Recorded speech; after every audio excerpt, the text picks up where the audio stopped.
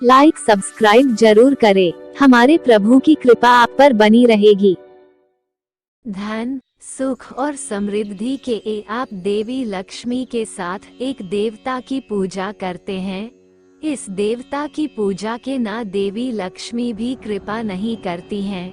न बहुत कम लोग जानते हैं कि ये देवता एक चोर हुआ करते थे।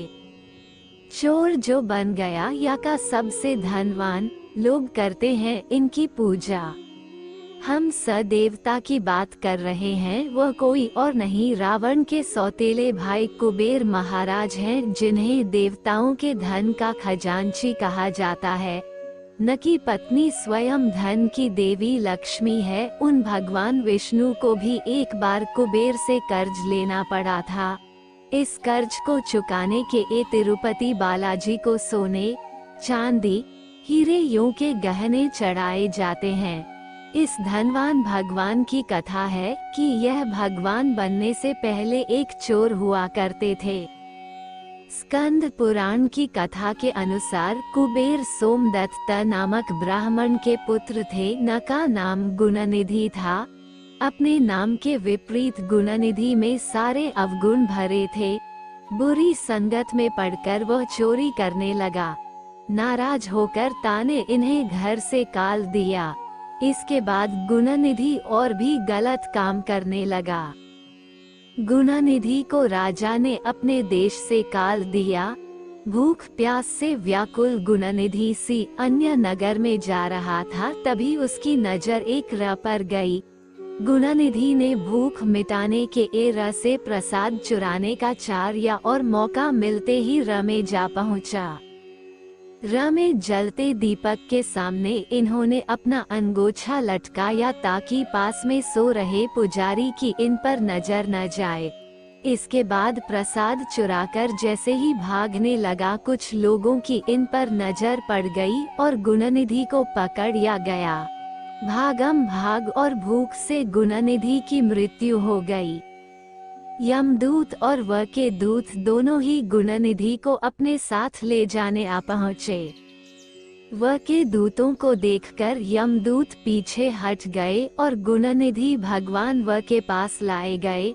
भगवान व ने कहा कि तुमने बहुत पापे हैं, न धन त्रयोदशी के न तुमने अपने अंगूछे के ओट से मेरे र में जल रहे दीपक को बुझने से बचाया है। इस पुण्य के प्रभाव से तुम मेरे पार्षद हो गए हो और तुम जो धन के लालच में चोरी या करते थे, मैं तुम्हें पूरी या के धन का अधिपति बनाता हूँ। आज से तुम कुबेर कहलाओगे।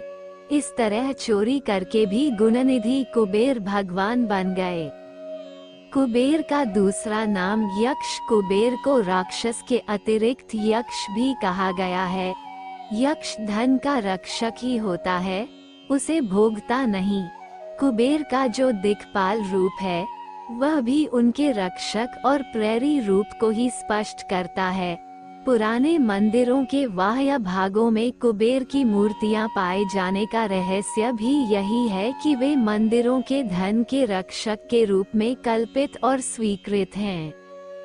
कौटिल्य ने भी खजानों में रक्षक के रूप में कुबेर की मूर्तियां रखने के बारे में लिखा है।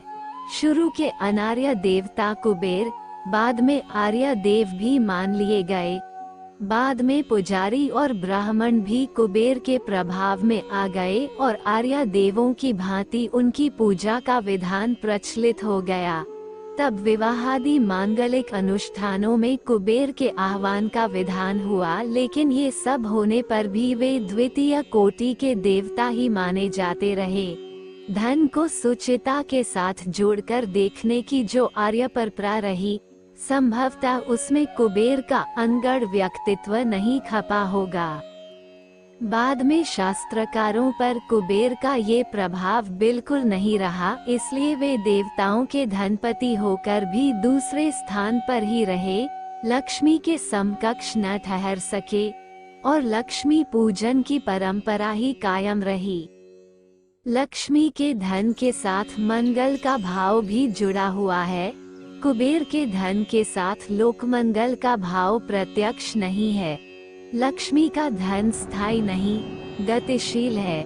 इसलिए उसका चंचला नाम लोकविश्रुत है, जबकि कुबेर का धन खजाने के रूप में जड़ या स्थिरमती है। कुबेर, इन्हें धन रक्षक भी कहा जाता है और यक्षों का राजा भी। पुराणों के अनुसार यह असुर राज रावण के बहई भी थे। कुबेर के विषय में ये सभी बातें तो अधिकांश लोग जानते ही हैं, लेकिन बहुत ही कम लोग इस बात से अवगत हैं कि अपने पूर्व जन्म में कुबेर एक चोर थे। चोर भी कोई सामान्य या ऐसा वैसा चोर नहीं, वे भगवान के मंदिरों से चोरी करने से भी नहीं चूकते थे। शिव मंदिर में चोरी वे गरीब से लेकर अमीर के घर, मंदिर, हर जगह चोरी करते थे। शिव पुराण के अनुसार हजारों साल पहले गुणनिधि नामक एक व्यक्ति था। वह इतना गरीब और असहाय था कि उसके भूखे मरने की नौबत आन पड़ी थी। एक बार वह चोरी करने के इरादे से भगवान शिव के मंदिर में गया। वह मंदिर बहुमूल्य हीरे जवाहरात, सोने चांदी आदि मौजूद था। जैसे ही गुणनिधि मंदिर में पहुंचा, वहां रखा दिया बुझ गया। दिया बुझते ही मंदिर में अंधेरा गहरा गया, कुछ भी नजर नहीं आ रहा था। गुणनिधि ने उस दिए को जलाने की बहुत कोशिश की, लेकिन हर कोशिश नाकाम ही साबित हो रही थी।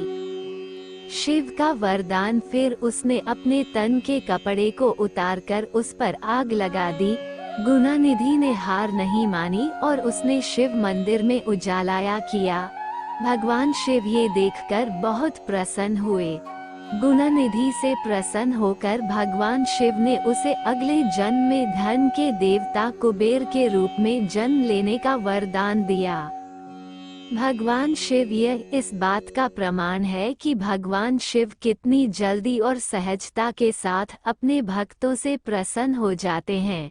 इसलिए कहा जाता है कि भगवान शिव के भक्तों को उनके समक्ष दिया अवश्य प्रज्वलित करना चाहिए।